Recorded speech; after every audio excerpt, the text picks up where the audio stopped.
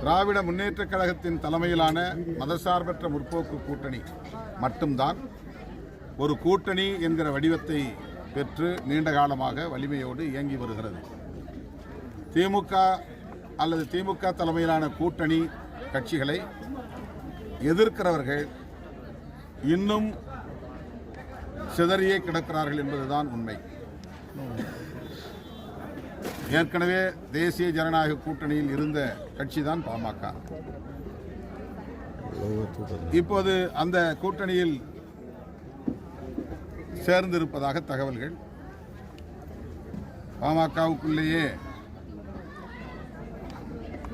இன்னும் உட்கட்சி முரண் தீர்ந்த பாடில்லை.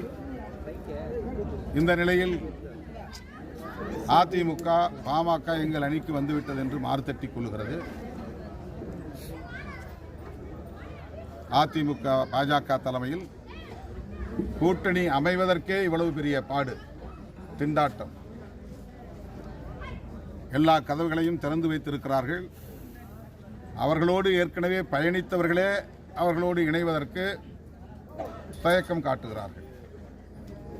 அதிலே ஒன்று பாமக. இவ்வளவு காலம் தயக்கம் காட்டி வந்தது. இப்போது ஒரு பிரிவு அதிமுகவோடு சேர்ந்திருக்கிறது. ஏற்கனவே இருந்த அணி கட்சிகள் இப்போது சேர்ந்திருக்கின்றன, அவ்வளவுதானே தவிர அதிமுக பாஜக கூட்டணியில் புதிதாக எந்த பலமும் சேர்ந்து விடவில்லை, வலு சேர்ந்து விடவில்லை. அதேபோல தாவேகாவும் எல்லா கதவுகளையும் திறந்து வைத்திருக்கின்றன. ஆட்சியில் பங்கு தருகிறோம் என்றெல்லாம் ஆஃபர் தருகிறார்கள்.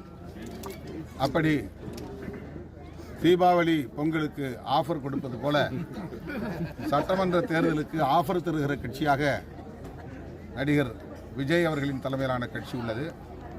அவர் மிக பெரும் மக்கள் செல்வாக்குள்ள ஒரு நடிகர். எனவே தனித்தே ஆட்சியை பிடிக்க முடியும் என்று நம்பக்கூடியவர். ஆனால் அவர் தேர்தலுக்கு ஆஃபர் போட்டு காத்திருக்கிறார்.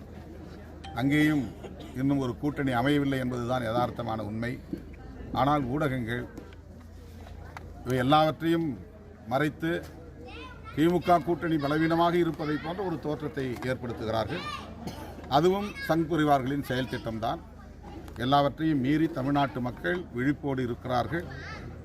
தேர்தலில் மதசார்பற்ற முற்போக்கு கூட்டணிக்கு மகத்தான வெற்றியை தருவார்கள்.